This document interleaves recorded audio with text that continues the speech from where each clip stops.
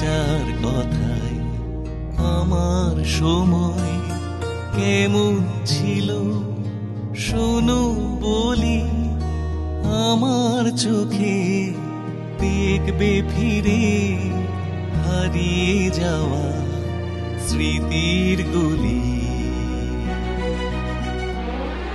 আমার সময়, আমার সময়, আমার সময়, আমার সময়।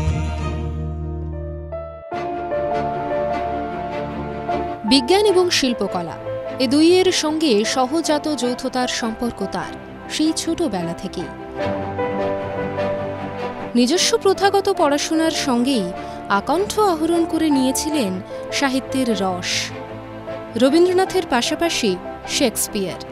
স্কুল জীবন শেষে আসা কলকাতায় জুড়ে যাওয়া প্রেসিডেন্সি কলেজের বিজ্ঞান পরিমণ্ডলে পদার্থবিদ্যার উজ্জ্বল স্নাতকটির জন্য অবশ্য পড়েছিল অন্য এক পথ।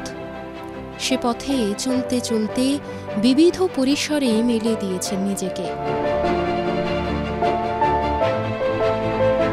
প্রশাসনিক বিভাগে চাকুরিরত ছিলেন। সে নিশ্চয়তার জীবন ছেড়ে পাড়ি দিয়েছিলেন ব্রিটেনে ব্যবস্থাপনা বিদ্যা বা ম্যানেজমেন্ট স্টাডিজে গবেষণা করতে। সেখান থেকে ফিরে এসে কাজ করেছিলেন সরকারি বেসরকারি নানা প্রতিষ্ঠানের সঙ্গে। এদেশে ম্যানেজমেন্ট সেক্টরের উন্নতি সাধনে গুরুত্বপূর্ণ অবদান রেখেছেন তিনি। প্রশাসনিক স্তরে কম্পিউটার ব্যবহারের ক্ষেত্রেও তাঁর অবদান অনস্বীকার্য।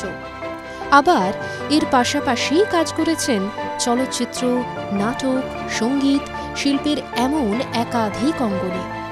অনুবাদ করেছেন রবীন্দ্র সাহিত্য, লোকসংস্কৃতি বিষয়ক রচনাও। পায়ে পায়ে আজ পার করে ফেলেছেন জীবনের 9টি দশক। বার্ধক্যদীর্ণ শরীর কাটতে পারেনি তার দৃপ্ত হাসিটি। শৈশবের জামশেদপুর শহর ঘিরে গড়ে উঠেছিল যে জগৎ, সময়ের সঙ্গে সে জগতের সীমানা ক্রমশই বেড়েছে। যেমন কর্মক্ষেত্রে তেমনি ব্যক্তিগত জীবনেও মানুষের টানে, নতুনের আকর্ষণে ঘুরে বেরিয়েছেন দেশ থেকে দেশান্তরে। তিনি উৎপল কুমার বন্দ্যোপাধ্যায়, চরৈবেতি যার আজীবনের মন্ত্র। আমার জন্ম 1934-এ জামশেদপুর শহরে। জামশেদপুর স্টিল সিটি বলে বিখ্যাত। ওখানে বলতে গেলে কিন্তু বাঙালিদেরই প্রাধান্য। জামশেদপুর, চাইবাসা, চক্রধরপুর, পুরো ওই অঞ্চলটাই, ছোটনাগপুর অঞ্চলটাই বাঙালিদের যথেষ্ট প্রভাব। আমাদের বাংলাতেই বড় হতে, মানুষ হতে কোনো অসুবিধা হয়নি। তো বলতে গেলে জামশেদপুরে দুটো মাত্র স্ট্যাচু আছে। একটা জামশেদজি নাসিরুদ্দিন টাটা, জে.এন. টাটা, যিনি পৃথিবীর সর্বখ্যাত, সর্ববিখ্যাত, সর্বোত্তম চ্যারিটি দিয়েছেন, জানো তো। উনি আমাদের রকফেলার এদের সকলের চাইতে বেশি ওর $1 বিলিয়ন দেওয়া আছে। আর প্রমথনাথ বসু, বাঙালি, যিনি লোহা আবিষ্কার করেছিলেন ওই অঞ্চলে। তো আমরা বাংলাতেই বড় হয়েছি। আমাদের বিশেষ করে আমার মতো লোকে উৎসাহ ছিল ছোটদের সাহিত্যে। তখন আমাদের সময় ছোটদের পাত্তারি, স্বপন গুরুর, অখিল নদী, আনন্দবাজারের বিমল ঘোষ, আর বসুমতীর আমাদের পাতা পরিচালনা পথের সাথী বিশ্বনাথ চৌধুরী, এরা চলতো। এবং এদের লেখা, এদের পাতাগুলোতে, সাপ্তাহিক এক পাতা করে আমি প্রচুর লিখতাম। লেখার অভ্যেসটা খুব ছোটবেলা থেকে, কবিতার গল্প, ছোট ছোট নিবন্ধ। আর বড় কাগজে লিখেছি শুকতারা, আর কিশোর এশিয়া বলে সুনির্মল বসুর পত্রিকা ছিল, উনি আমাকে চিনতেন। শুকতারাতে মনে আছে নারায়ণ দেবনাথের আঁকা ছবি, আমার গল্পের ইলাস্ট্রেশন হয়েছে। খুব খুব ভীষণ গর্বিত ছিলাম, নারায়ণ দেবনাথ এঁকেছেন। এই তারপরে ছোটবেলায় একটা বই বার করে ফেলেছিলাম, বট্টিকা বলে, কিশোর শারদ সংকলন। ধরো এই 50 থেকে 60 পাতার মধ্যে 8 আনা দাম ছিল। আমাকে মাথা নেড়ে ভুলকোচকে বলা হয়েছিল এটা একটু বেশি দাম হয়ে গেছে, 6 আনা হলেই ভালো হতো। আমি সেই 6 আনা 8 আনা যুগের লোক, সেটা বিক্রি হলো। আর শৈলেশচন্দ্র কুমার বন্দ্যোপাধ্যায় একজন ছিলেন, যিনি খাদি গ্রামোদ্যোগের একজন, বলতে গেলে হোতা উদ্গাতা, পরের যুগে খাদি গ্রামোদ্যোগ কমিশনের চেয়ারম্যান হয়েছিলেন ভারতবর্ষে। উনি অবশ্য তুলে লেবার আন্দোলনের সঙ্গে যুক্ত ছিলেন ছোটবেলায়, আমাদের ছাত্র সংসদ রান করতেন। তো ওর কল্যাণে আমি মাউনের রঙের রেড বুকও পড়ে ফেলেছি। তখন ওর সঙ্গে ভাগ করে রাত্রিবেলায় আস্তে করে পড়া, আর আবার ওই পত্রিকাও প্রকাশ করেছি। এবং নবজাগরণ বলে একটা পত্রিকা উনি ওই বাঙালি অঞ্চলের জন্য শুরু করেছিলেন, মূলত শ্রমিকদের উদ্দেশ্য করে। একটা খবরের কাগজ ভাঁজ করলে যে পাতাটা হয় অর্ধেক পাতায়, সেইটে তো নবজাগরণের পাতা ছিল, তাই এক পাতা আমি নিয়েছিলাম কিশোর মজলিস বলে। ওই ওদের স্বপনগুলো আর মৌমাছির অনুকরণে আমি কিশোর সাথী, ওই পাতাটার নাম কিশোর মজলিস, সাপ্তাহিক। সে লেখা পাওয়া দুর্ঘট। আমি কখনো মিস্টার খেলোয়াড় খেলার লিখতে যাচ্ছি, প্রফেসর ব্যানার্জি বলে ম্যাজিকের খেলার কথা লিখছি, আর গল্প কবিতাটা আছে, পাতা ভরাতে হবে, প্রত্যেক সপ্তাহে প্রেসে গিয়ে জমা দিতে হবে। তো এই চলেছে।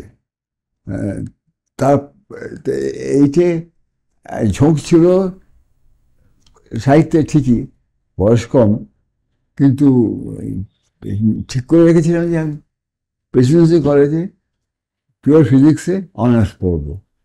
আমাদের সময় ম্যাট্রিকুলেশন ছিল, প্রবেশিকা পরীক্ষা।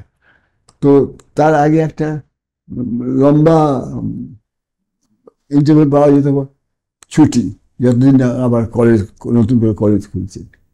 আমার মাথায়, আমি তো বাংলাতে করছি, ইংরেজিটা ভালো করে সরকার করা হলো না। তো আমাদের সময় মাস্টারমশাইদের বলে দিলে যারা ফার্স্ট ক্লাস হতো তাদের পছন্দ করে বই তারা দিতেন। যে আমাদের ইন্টারমিডিয়েটে বাংলা তো ছিলই, পাটনা ইউনিভার্সিটিতে সারা বিহারকে নিয়ে হিন্দি, বাংলা, ওড়িয়া আর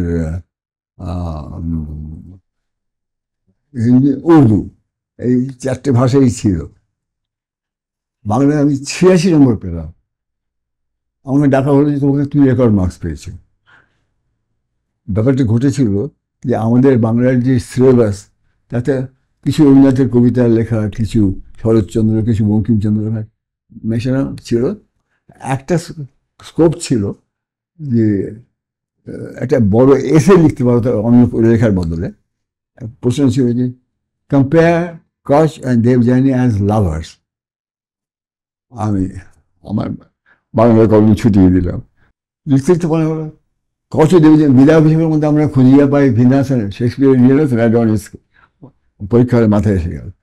ওখানে ভিনাস নিজেকে নিবেদন করছেন, এখানেও দেবযানী নিজেকে নিবেদন করছেন কচের কাছে, এবং কচ প্রত্যাখ্যান করছে ওখানে মিলে।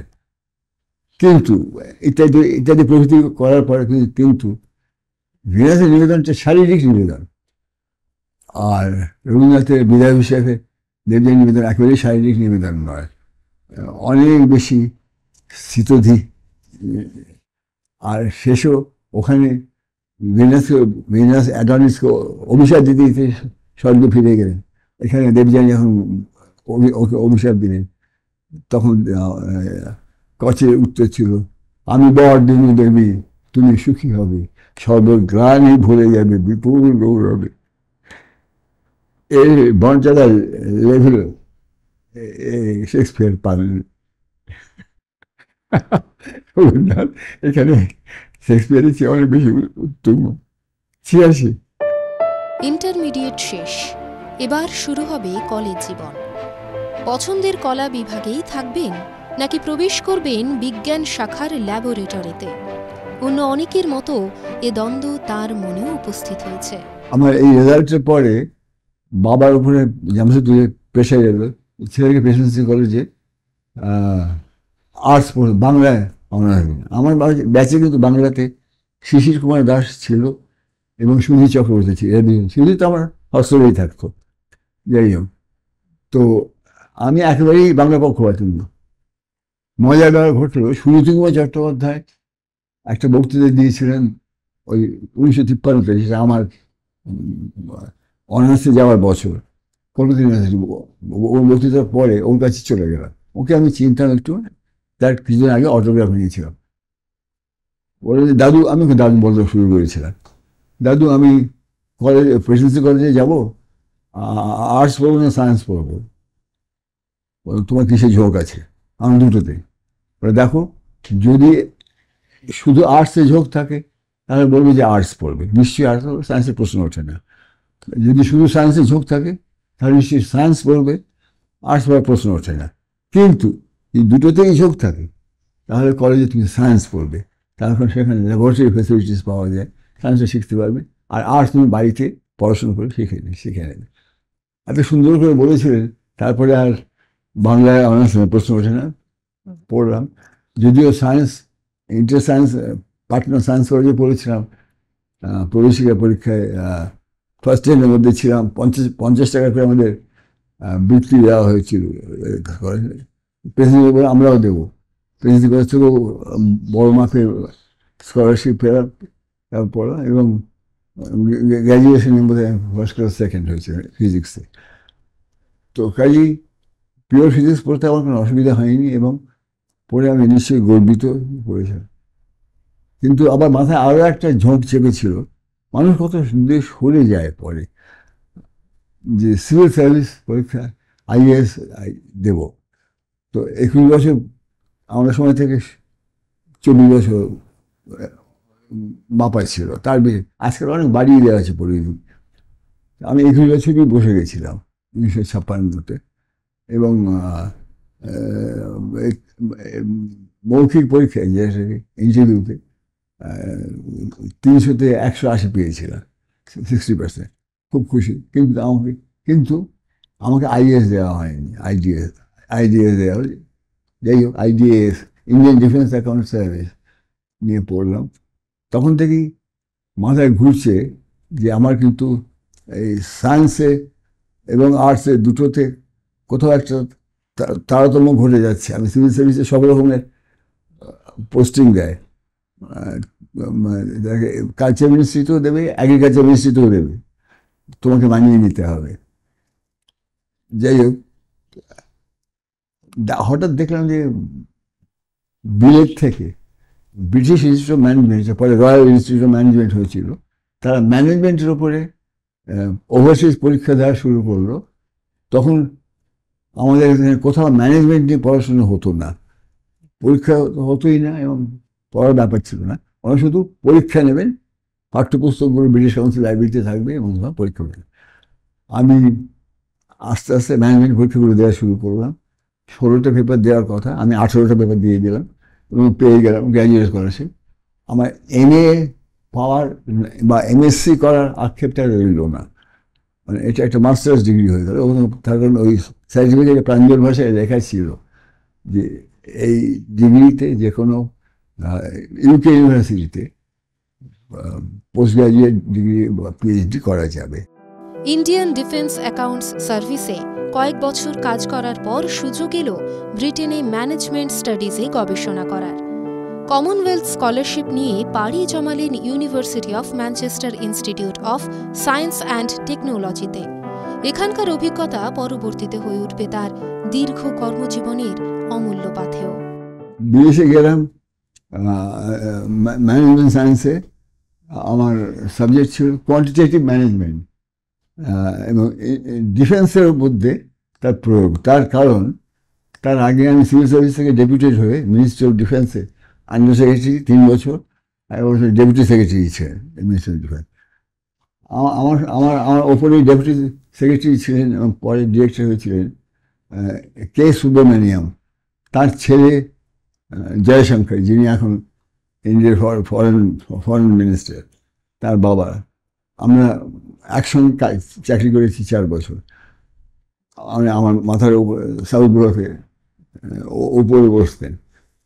যাই হোক, তো আমাকে বলা হলো যে তুমি ডিফেন্স ম্যানেজমেন্টের উপরে ডক্টরেট করো কোয়ান্টিটেটিভ ম্যানেজমেন্টের প্রয়োগ দিয়ে, এবং যদি দেশে বিদেশে ঘুরতে হয় তাহলে তখন কোথাও কোয়ান্টিটেটিভ ম্যানেজমেন্টই নেই, তার কোয়ান্টিটেটিভ ম্যানেজমেন্ট পরের কথা। একটা ডিফেন্স ছাড়া আর কোথাও ব্যবহার হতো না।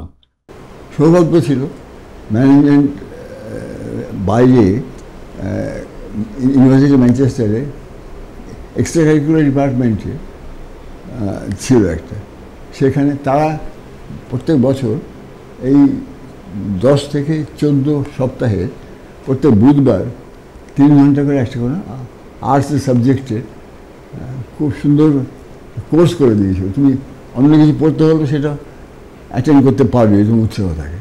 আমি যেমন 1 বছর করেছিলাম ইলেকট্রনিক মিউজিক, 1 বছর করেছিলাম কম্প্যারেটিভ কন্টেম্পোরারি থিয়েটার, একটা করেছিলাম paintings, early Italian painters to present Paul Klee, Salvador Dali. আর এটা ছিল পোস্ট এলিয়েট পোয়েট্রি করেছে 1 বছর। আমার 4 বছর পিএইচডি, 4 বছরে 4টে কোর্স করে ভরেছিলাম। সেটা ছিল সেই টিএস এলিয়েটে পরে যে কবিরা এসেছেন তাদের জন ডান, টেডগা, এডওয়ার্ড সিটওয়েল, রুথ সিটওয়েল ইত্যাদি। পরে আমি খুব গর্বিত এবং খুব আশ্বস্ত হয়েছিলাম যে মডার্ন কমিউনিকেশনসের দিকটা খানিক গৌরব পেলাম আর কি। একেবারে দিশেহারা হয়ে বা দেউলিয়া হয়ে দেশে ফিরে যাচ্ছি না। ইংল্যান্ড থেকে ফিরে আসার পর পুরনো পেশার জগতে আর ফিরে যাননি উৎপল বন্দ্যোপাধ্যায়। ততদিনে কর্মক্ষেত্র বদলে গিয়েছে তার। অবশ্য পুরনো পেশায় না ফিরলেও ফিরে যেতে হলো পুরনো শহরে। টাটা স্টিলের ম্যানেজমেন্ট সার্ভিসে যোগ দিলেন তিনি।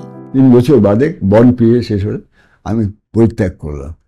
আমাকে টাটা স্টিল জামশেদপুরে, আমার ছোটবেলা পুরনো জায়গা, আমাকে ডাকলো। আর আমি তো ছেলে, তুমি এখানে এসে আমাদের কম্পিউটারটা 3rd জেনারেশনে চলছে, সেটাকে তুমি 4th জেনারেশনে করো। ওখানে আমাকে পেনশন সব ছাড়তে হবে, কোই বাত নেই, আমরা মিটিয়ে দেবো। অসুবিধা মেটাইনি। যাই হোক, অনিবার্য কারণবশত সরকারি স্তরে কম্পিউটার ব্যবহার চালু করা যায়নি সে সময়।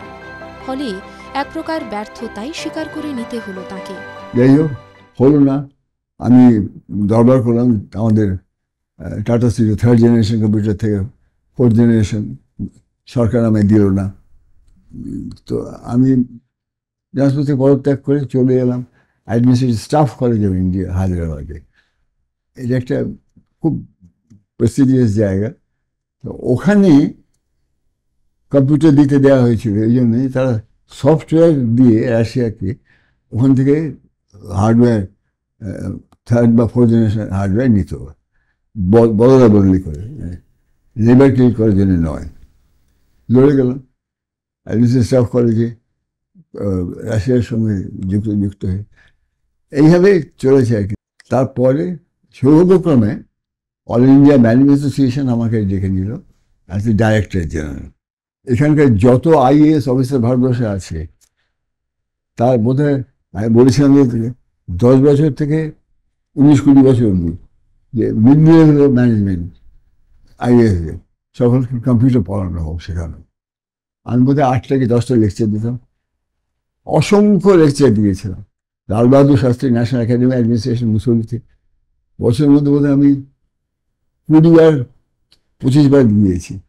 All India management association management house দিল্লিতে, সেখানে বোধহয় বছরে 10টা 15টা করে করেছে।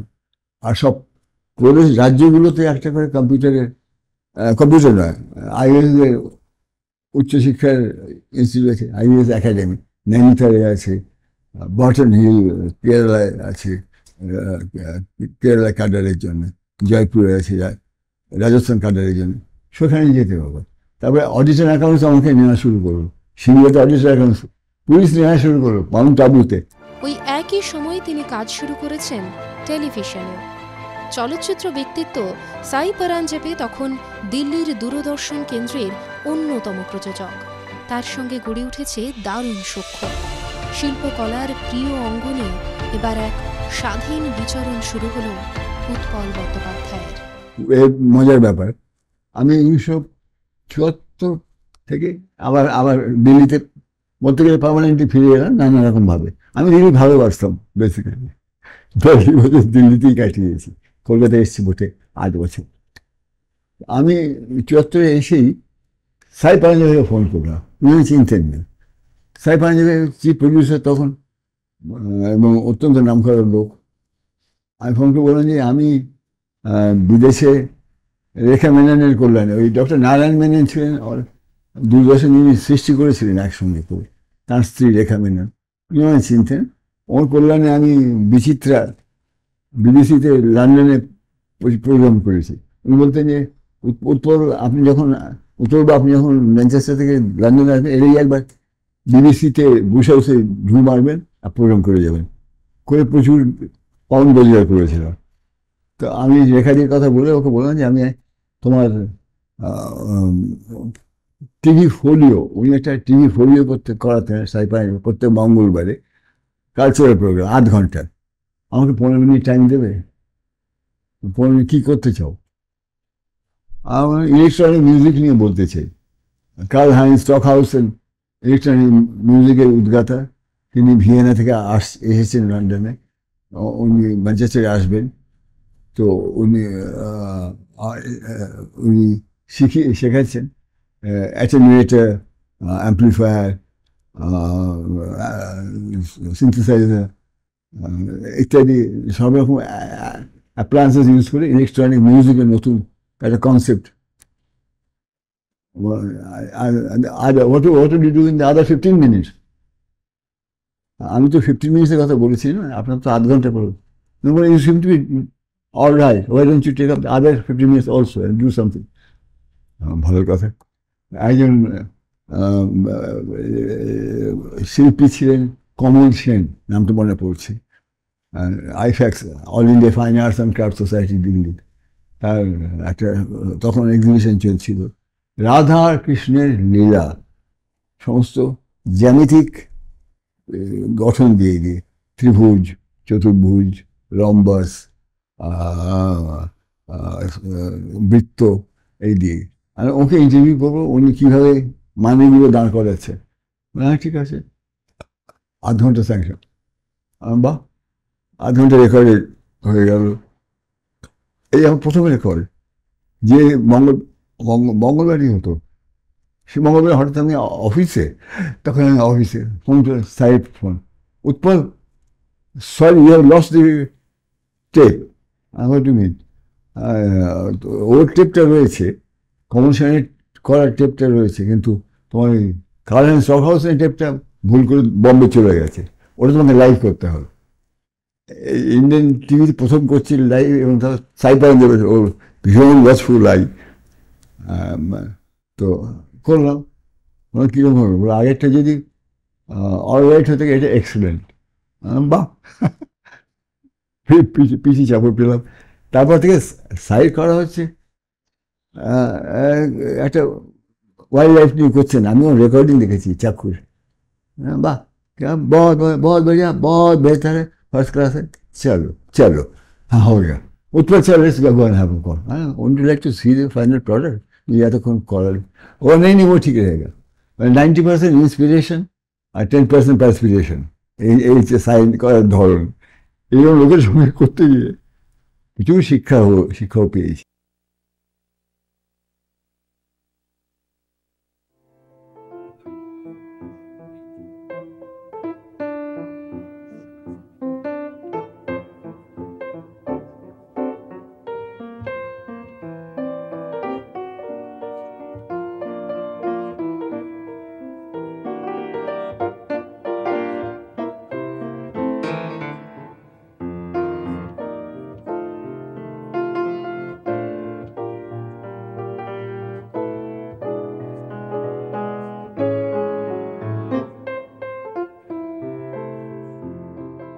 উনিশশো 1974 দিল্লিতে ইন্টারন্যাশনাল ফিল্ম ফেস্টিভ্যাল শুরু হয়েছে। ওখানে হঠাৎ খবর পেলাম কানাঘুষে যে লুমিয়ার ব্রাদার্সের অরিজিনাল মেশিনটা এসেছে। যিনি ডিরেক্টর তিনি এসেছেন অশোকা হোটেলে উঠেছেন। অরিজিনাল মেশিন মানে একটা অদ্ভুত ব্যাপার। উনি ওরা দুই ভাই লুমিয়ার ব্রাদার্স, 1899-এর ব্যাপার, জানোই তোমরা, সিনেমার উদ্গাতা যারা। Camera, developer and projector, 3 in 1 একটা মেশিনে, টেবিল উপরে ভরা, নানা নবস অ্যান্ড ভ্যালভস দেওয়া, সেটা নিয়ে এসেছিলেন। ওটার মধ্যে আর কোনোদিন প্যারিসের বাইরে যাওয়ার প্রশ্নই ওঠে না। এই জন্যে অত্যন্ত ডেলিকেট জিনিস ছিল এবং কোথাও অনুমতিও ছিল না, সেবারে এনেছিলেন। আমি শুধু ইন্টারভিউ করলাম ওকে, তার ওই বসে দেখানো হলো। প্রথম লুমিয়ার ব্রাদার্স যে ছবিগুলো নিয়েছিলেন উনি তার কিছু স্যাম্পল নিয়ে এসেছিলেন, 1 মিনিট 1.5 মিনিটের, সবাই সি বিচে সাঁতার কাটছে তার ছবি, কারখানা ভোঁ দিয়ে, ফ্যাক্টরি কাজ শেষ হচ্ছে, সবাই হুড় করে বেরোচ্ছে তাই দিয়ে, বাচ্চার জন্মদিনের পার্টি, সবাই বেলুন ফোটাচ্ছে তাই দিয়ে। এইসব 1-1.5 মিনিটের যে ছবিগুলো লুমিয়ার ব্রাদার্স প্রথম নিয়েছিলেন, যেগুলো এখন ঐতিহাসিক মূল্য যারা আছে আর কি, হেরিটেজে নিয়ে এসছেন, তাকে কিছু দেখিয়েছিলাম। সাইয়ের খুব ছিল, কিন্তু এটা আমাদের দূরদর্শন সৌভাগ্যে এইসব টেপ রেখে দেওয়া হয়নি, কোথায় চলে গেছে। এইটা একেবারেই হেরিটেজ আইটেম ছিল।